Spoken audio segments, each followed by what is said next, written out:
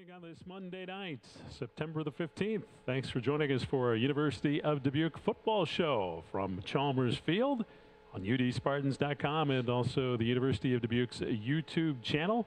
We're going to talk with head football coach Ryan Myrie about the Spartans' second game of the season, a loss to now a top 10 team in Wisconsin-Platteville over the weekend, and then preview this weekend's contest as Loras and the University of Dubuque hook up for their six-block-away rivalry. And we'll talk about that with Coach Myrie in the second segment. Also, we're going to meet another new assistant coach on the University of Dubuque staff. And this week we're going to talk with offensive line coach Thomas Kelly. He's going to join us in our next segment. But first of all, we'll turn to Coach Myrie. And Coach, home opener, a lot of excitement in the stands. I think around 3,500 people from what I saw. The attendance, probably more, maybe snuck in. I'm not sure. Yeah. But it was a beautiful night. Folks came out. Unfortunately, it wasn't the result you wanted. As a very tough Wisconsin-Platteville team wins 56-27. But, it was just tough to get a stop on them, early on in the first half, and scored on 7 of 8 of their possessions in the ball game, and their first 8 possessions, I should say. So difficult offense to stop, and you just had a hard time getting that done, and then you were stopped the first 2 times, and it was kind of play catch up from there. Yeah, when you play a great football team, you got to be able to come out clicking on all cylinders right away and not put yourself behind the 8 ball, so to speak. And offensively, we got the ball first, and went 3 and out, and they went down and scored. We didn't get a drive manufactured again. They go down and score, and now you're kind of playing from behind, and that's definitely a challenge, And I was really proud of our guys again, though. They never quit. They kept battling through and kept supporting each other. When one side of the ball wasn't going well, or maybe even in special teams, like guys were still supporting each other and keeping focus on the game and not drifting off or complaining or anything like that. Like, it was just kind of like, hey, come on, let's settle in, let's get things going. And so I was really proud of them for that. And then to your point, though, like, the atmosphere was outstanding. Like, I was really appreciative of both sides. Platteville had a lot of people that showed up. We had a lot of people that showed up. We got a ton of support on our campus community. And then also just like our families, it was really cool to see. And they did a taco bar and stuff for our guys after the game and fed them all. So, it's just really cool to have that support that's behind our program right now. So that was exciting to see for sure. Was there anything left on the taco bar for coaches afterwards? They had so much food that they're probably feeding their communities back home right now. Like, it was awesome. Like, our families, they're one of a kind. Like, I'm really, really, really proud of what we have going right now and the support that we have. Yeah, that's what really makes it special about Division III football. It's really, I guess, feels a little bit more like a family atmosphere than maybe the bigger colleges. When you get into Division II, Division I, it's so much going on for game day, and there's a lot going on in Division III campuses, but yeah, it's more all about family. Yeah, it's more communal, and you could really feel that on Saturday. Mm-hmm. So I was really proud of that, and fans were showing up really early, tailgating and all that stuff. So it was a cool environment and atmosphere for our student athletes to be a part of that. Another big home game coming up here this Saturday. And of course, we'll get into that a little bit later, but let's rewind back to, I guess, the first quarter, Coach. You talked about hanging in there. You were down 14-0. They held you on the first 2 drives, 3 and outs, I think, and then, Of course, they scored twice. What happened? What adjustments were you able to make? A very nice drive, going 7 plays, 80 yards, and it ended in a touchdown grab to St. Hilaire, and what talk about that drive? Yeah, I think a lot of it's just getting rhythm, and you kind of just need a play to spark things so we can get in our flow. Offensively, we're kind of a quick strike team and like to play fast, but you need to have some plays that go your way in order to get in that rhythm, and we were able to do that on that series, and caught them with a look tempo, and it was kind of a free play, vertical shot, and it just worked in our favor. So once we got that rhythm going, we were good. If we couldn't get in a rhythm, they're a really good, a great football team. So if you don't get any rhythm going, they kind of you're playing it in their hands a little bit. So fortunately on that series we were able to, and then the guys kind of came to life a little bit, like, oh yeah, we can play in this game, and we were able to string together some other series as the game progressed. But a lot of it was just getting that first play up and running and get into that rhythm. Defensively, we talked about it was a struggle to shut down Platteville, but you got a great stop right before halftime, forced them into a field goal, and that was the first drive of those 8 that I talked about that you were able to keep them out of scoring, and so going into the locker room down by 14, so you had to feel pretty good at that point, maybe able to build on some momentum after that. Yeah, we were able to get a score, and we tried to milk as much clock as we could, so they'd kind of cut down how much time they would have on their last drive. And I felt like we did a really good job of that, getting the ball in the end zone still, but also taking as much time away as we could. And then defense came up with a huge stop, forced a field goal that was missed. And yeah, you have some momentum going into halftime, knowing that they're going to get the ball first to take away points before the half, and then they're going to get the ball back right away. Like, that's a huge swing. So we need to come out in the second half a little bit stronger than we did, get a stop, and then hopefully offensively put manufacturer drive, and now you're down to 1 score. Unfortunately, we weren't able to do that. Yep, and the third quarter came around, and we were talking before the broadcast, if there was a quarter you wish you could replay, that was the one. So, I mean, it was just a string of turnovers. We gave up a score right out of half. They came out and kind of just picked us apart a little bit, and were able to score. We had a fumbled kickoff. They score again right away, and now your 14-point game turns into 28 pretty quick, and that wasn't good. And then we throw a pick again right after that, like the first play of the series, and now it's a 35-point game, and it's tough to come back from that when you're playing against a great football team with about a quarter and a half left. You did score 4 touchdowns in the ball game, and Sports Information Director Paul Meisner letting me know that that was a rarity for Platteville last year. They only had 2 opponents put up 27 or more against them, and of course it didn't happen to them in week number 1. So you were able to move the ball against a very good defense. There's positives to take away from it. It wasn't all bad, and that's what we need to focus on, is like there was a lot of good to build from, and we got to continue to fix our mistakes from the weeks past. 2 weeks in a row now, offensively at least, we've not been great on third down. First week we had some more manageable third downs. This game we didn't get in some of those good situations, and when we didn't capitalize on them. So we need to continue to do a better job on third down and then protecting the football. That's a must. Again against a great football team, we had 2 interceptions and on some miscommunication stuff, and we got to clean those things up so we can have a better chance this week against Loris. Yeah, 346 yards overall, all but 1 through the air on the ground. Platteville's defense just really difficult to establish anything run-wise, and we talked about that last week. That was one of your hopes, you could get a run game going a little bit. But yeah, it didn't happen. Try to keep things balanced, and that helps the pass game, obviously, if you can run the ball more effectively. And those are things that we're continuing to work on and finding out what's best for our team and what we're capable of. So we got to keep ironing those details out, and hopefully that happens quick, and that way we're ready to go this week. Some other positives on the offensive side. I don't think you gave up a sack in the game. 3 of 3 on red zone touchdowns. When you got in the red zone, you did score touchdowns, and so I think you had to be happy about that, and that's been a good stat for you the first 2 games. 5 of 6 in the red zone scoring touchdowns. Yeah, I'm really proud of that. That gives you your best chance of winning. That's something that we had a big focus on in the offseason through spring ball. Last season we got down to the red zone a bunch and we couldn't score touchdowns, and touchdowns win football games. So that was a big focus for us. And now we got to get the third downs to come along with that. And if those 2 things match up really well, you give yourself a really good chance of having success on Saturday.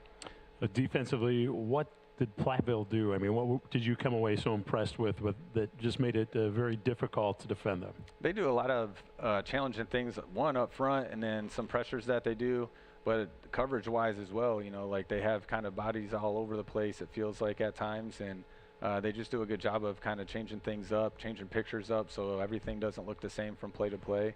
And that's probably the most challenging thing that I would say they do. And then obviously, on top of that, they just got great football players. So if you can combine a great scheme with great football players, like that's tough to defeat.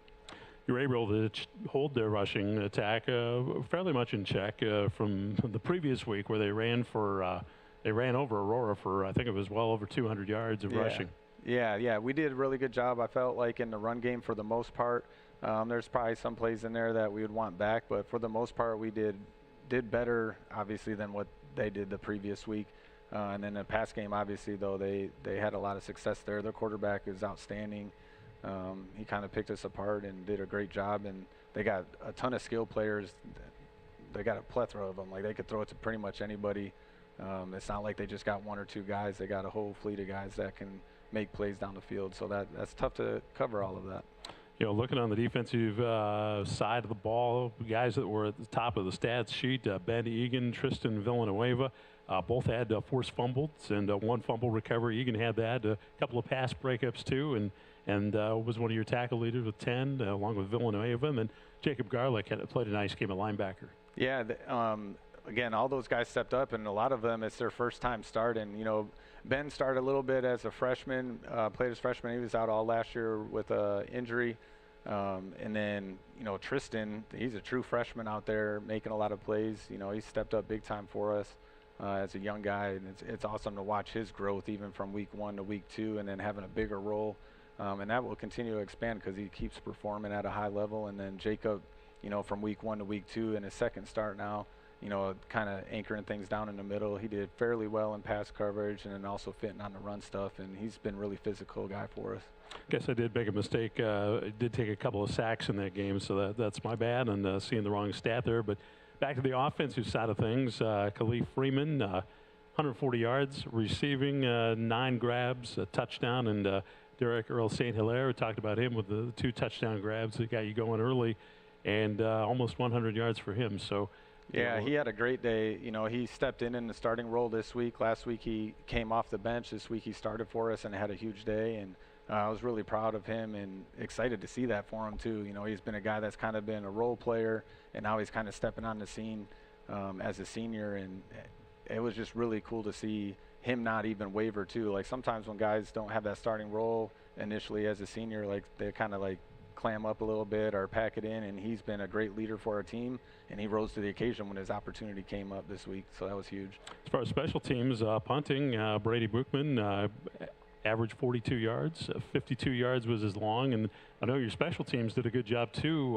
Platteville tried to get an onside kick, and they were ready for it and recovered it. Otherwise it could have got away even quicker if they recovered that. We had like a penalty after an extra point, so they had a shorter field, so they went for the onside, and it was a good job getting the recovery. And, you know, special teams, I felt like from week 1 to week 2 definitely improved. There's still a lot of work left to be done there on coverage and whatnot. You know, yeah, Brady, I think he averaged, 40 yards or whatever, 42 yards, but I think our net was still around 32. So we're giving up a little seepage there on return, so we got to do a better job on coverage. But he's been A+. Again, you're talking about a freshman that's punting, and then a freshman snapper in Alex Sagavo that's snapping to him. So it's really cool to see them perform at a high level and not have any issues there. Well, the matchup was the top 25 team, and now Platteville in the top 10. So, I mean, overall, that helps you prepare for the American Rivers Conference, playing a tough opponent about that.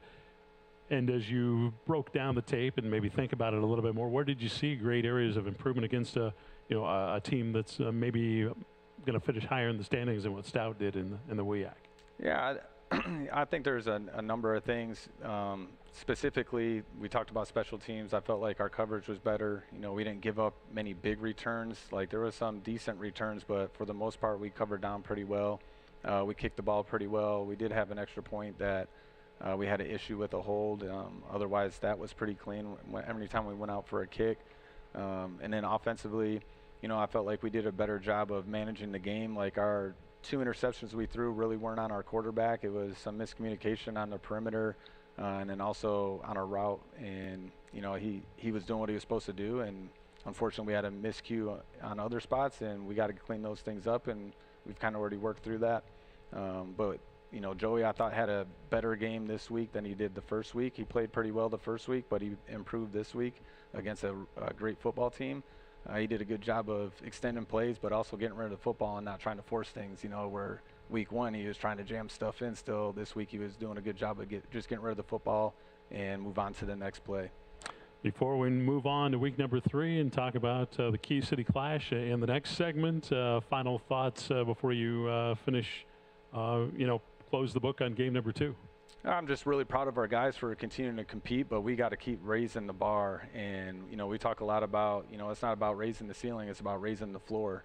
And because when you get in these heated battles, like you kind of go back to your lowest level of mastery. So we got to keep raising our floor so we can be better week in and week out. And that's what our focus is on solely, you know, getting better, improving ourselves so we can be our best on Saturday. We'll continue on the UD Football Show with head coach Ryan Myrie. We'll talk about the opponent for the first game in American Rivers Conference play coming up this Saturday and the battle for the key here at Chalmers Field in Dubuque. We'll return with more of the UD Football Show in just a moment.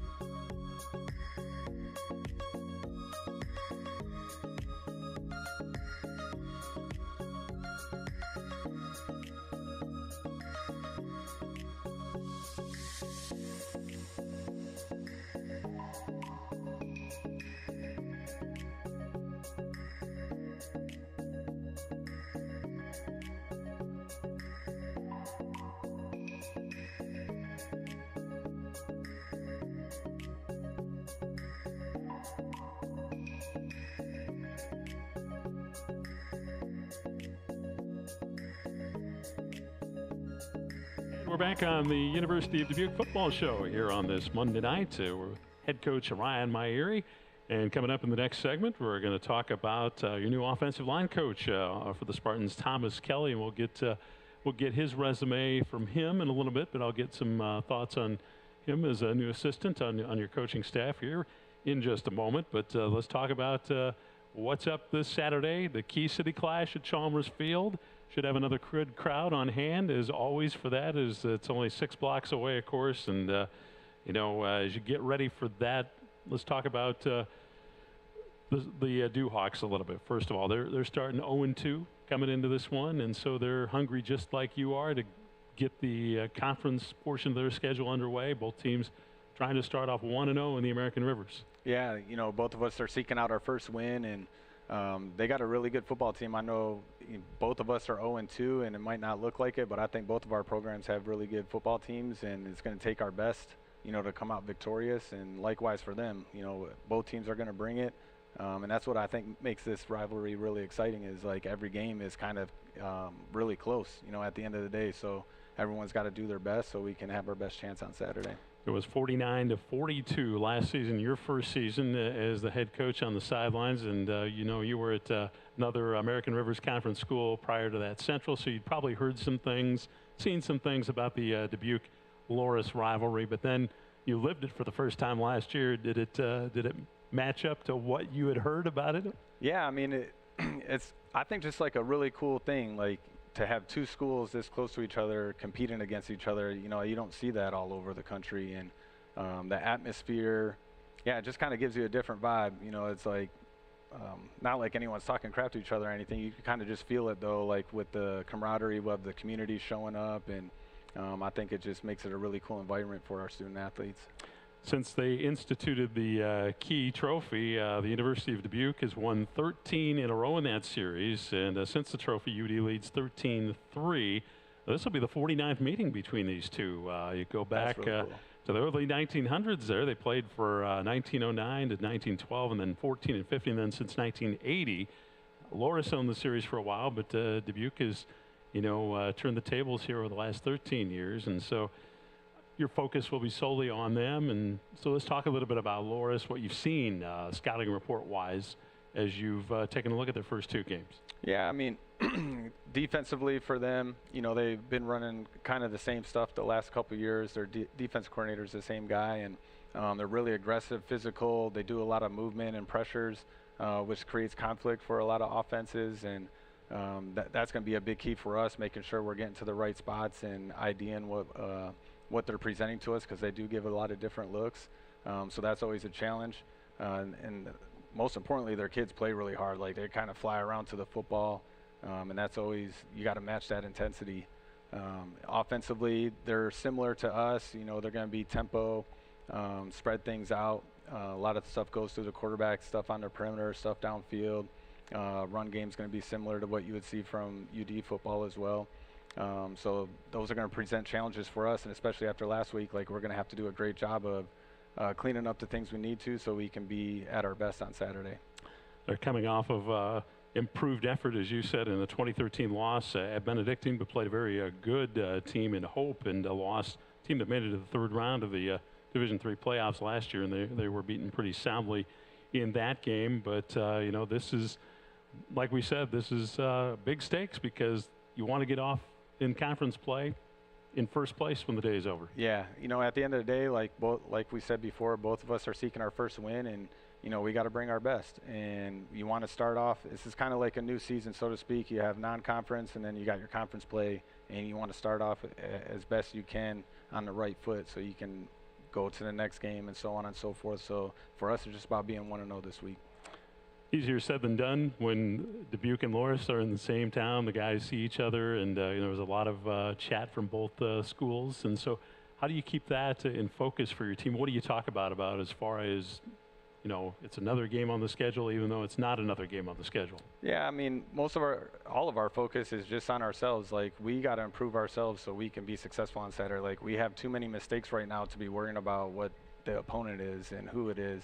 Like, our focus needs to be on the University of Dubuque and fixing and correcting the mistakes that we've made, but also growing the successes that we've had as well, regardless of who the opponent is. Yeah, there might be higher stakes because it's a crosstown rival, but it is also, at the end of the day, another game.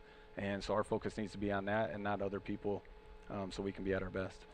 There wasn't anything really noticeable from the press box on Saturday as far as injury-wise. Did you guys come out of the Platteville game in good shape? Yeah, I was really, really happy and pleased with that. You know, every football game you get dinged up and stuff like that, but nothing major. Like, we've come out of it pretty healthy, so I'm really excited for, you know, to have all of our guys this week and feel pretty good about things. You know, we have some guys that were injured from last week.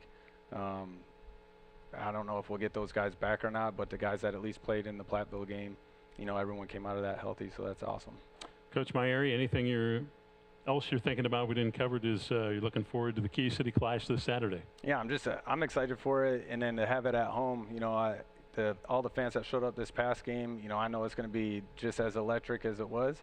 So I'm excited for that. I'm excited for our guys to compete in the game, and especially a lot of young guys that are new to this. You know, they get their first taste of that rivalry. No doubt about it. It is going to be a fun game here at Chalmers Field. And if you can't make it to Chalmers Field to watch it in person, we'll have it on udspartans.com with kickoff at 1 o'clock. And so we invite you to tune in for that. Coach, before I let you go, we've got offensive line coach Thomas Kelly waiting in the wings over here. Tell us a little bit about Coach Kelly. Yeah, so Thomas has done a great job for us. You know, he's taken over as the O-line coach and run game coordinator.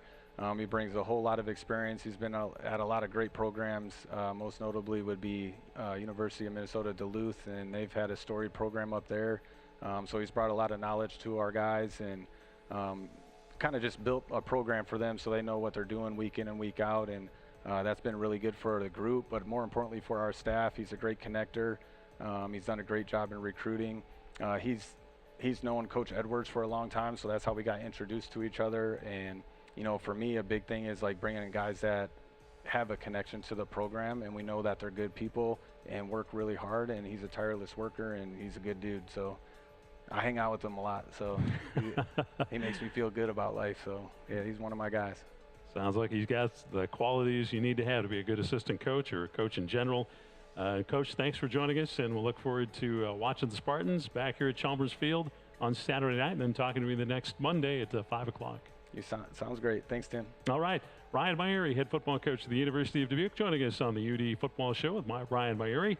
And we'll come back and we'll talk with Coach Kelly when we return.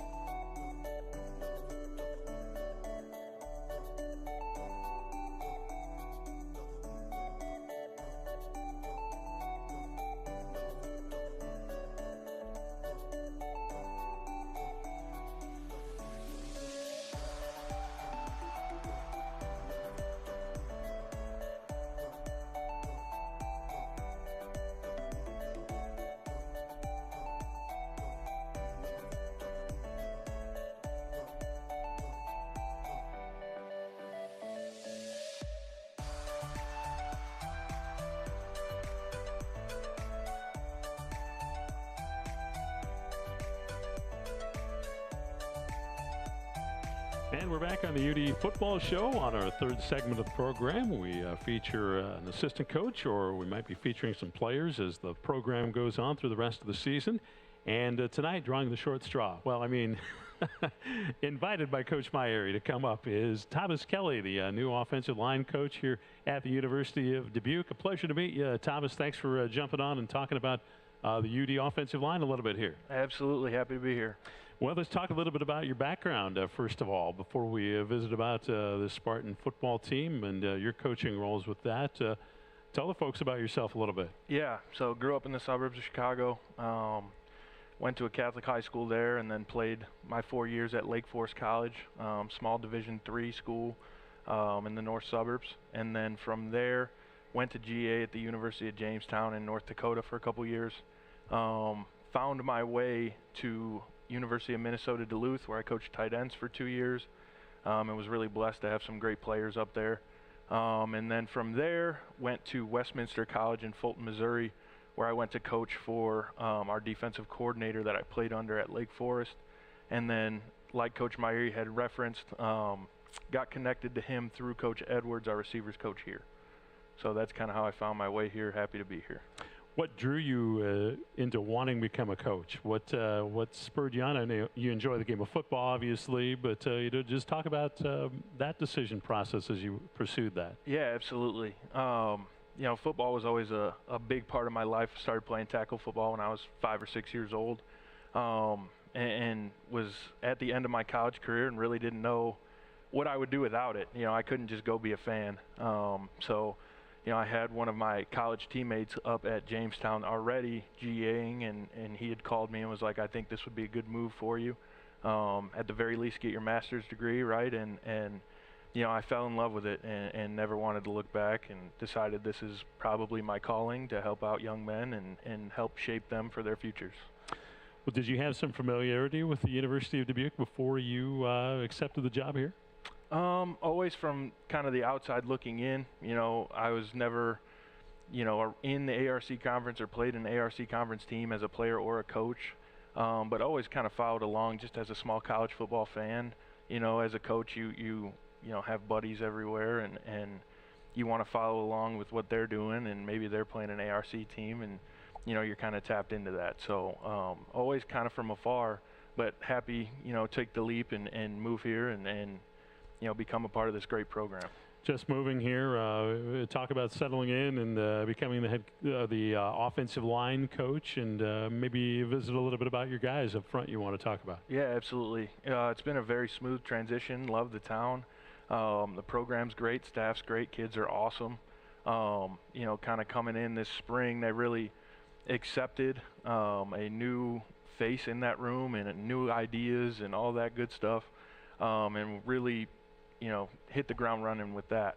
You know, our starting offensive line, left to right, we got Jal Geet at left tackle. He's super athletic, which we love on the edges. Both our tackles are. CJ Tolbert's our right tackle. Very similar in terms of skill sets, where, you know, they're super quick and can recover really quick, and they can stretch an edge on the run game. And that's why, you know, those two guys are the edge players for us at offensive line. They do a phenomenal job for us. And then at guards, we have Nero Langris and then Weston Leader, who are bigger bodies that move people out of the way for our running backs and can help, you know, pass off stunts and do that sort of stuff in pass pro. And then we got Taylor Pilgrim in the middle at center. He does a phenomenal job just getting guys in the right spot, and he's super cerebral. Played defensive line here for a couple years, so I think that really helped his knowledge of the game and his football IQ to help get the offensive line in the right spots. So he's really next level thinking right now, which I really like. He helps the other guys kind of get to where they need to go. What improvements have you seen that unit make maybe since the start of fall camp to, you know, game one and game two? Yeah, I think it's been massive. I think they've made big jumps, you know, just being my first year here, introducing some new techniques, some new things like that, maybe even new schematics. Like, they're starting to grasp those really well. They've got a lot of reps under their belt in that stuff through spring ball and fall camp, like you said, and then, you know, now 2 games under their belt.